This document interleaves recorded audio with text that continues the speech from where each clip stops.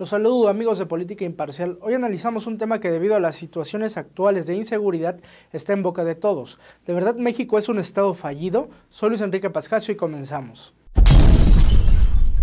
En días recientes, el presidente uruguayo y uno de los políticos de mayor prestigio en la actualidad, José Mujica, en entrevista que dio a prestigiada revista y al preguntársele acerca de la situación de los 43 estudiantes desaparecidos de la normal de Ayotzinapa, realizó aseveraciones acerca del Estado mexicano que molestaron a la Cancillería.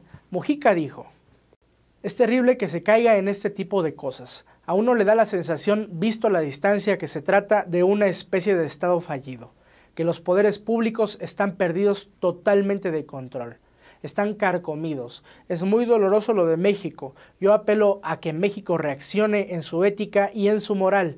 Esto es posible por una gigantesca corrupción. La corrupción se ha establecido, me da la impresión, visto a la distancia, como una tácita costumbre social. Seguramente el corrupto no está mal visto, es un triunfador, es un señor espléndido. Por ese lado, estamos fritos".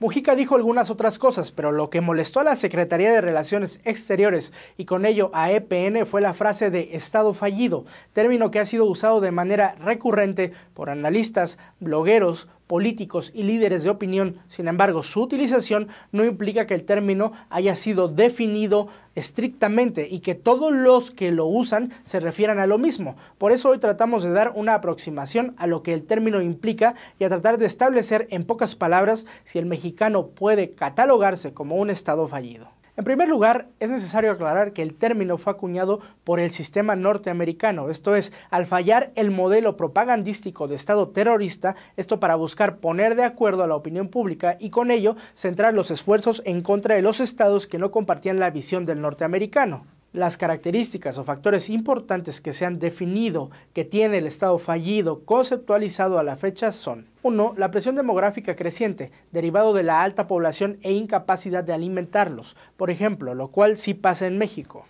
2. Movimientos masivos de refugiados y desplazados internos, lo cual aún no tenemos. 3. Descontento grupal y búsqueda de venganza, véase el actual caso de Ayotzinapa.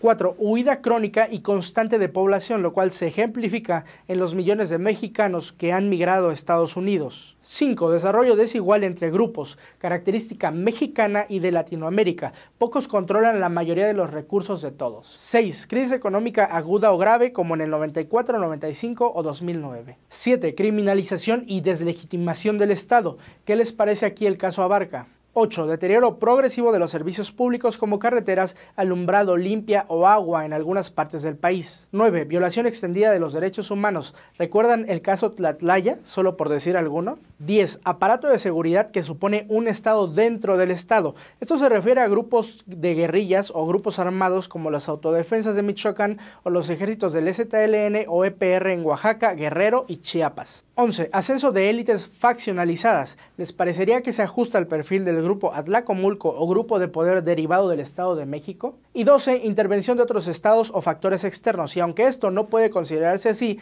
estrategias como el Plan Mérida, más que cooperativas, parecen permitir el acceso de estrategias militares norteamericanas a nuestro espacio. Entonces, si por los elementos narrados puede establecerse si un estado es fallido o no, debe decirse que nuestro país está muy cerca de serlo. De hecho, en el 2008, en el estudio acerca de los estados fallidos, México está en la tercera clasificación de 4 posibles, como estados en peligro, solo por debajo de estados fallidos como Irak, Afganistán o Haití. Entonces es probable que Mujica no esté tan equivocado, aunque hay que recordar que los mismos cánones que hoy se pretenden aplicar a los estados modernos provocarían la consideración de estados fallidos acerca de aquellos que propiciaron un cambio de paradigmas en movimientos sociales como la Revolución Francesa. Es posible que lo que hoy pasa en México, que desde adentro nosotros lo veamos como algo caótico, no sea más que la fuerza de la historia provocando un golpe de timón que de verdad provoque un cambio en las mentalidades y del Estado mexicano, lo cual nos hace mucha falta y por ende su llegada,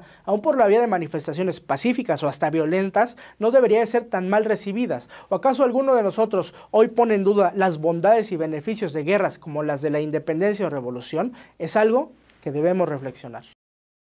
Esto ha sido todo en Política Imparcial. Si te gustó el video, dale me gusta o compártelo en tus redes sociales o escuchen el podcast desde politicaimparcial.com. Soy Luis Enrique Pascasio y nos vemos la siguiente semana. Hasta luego.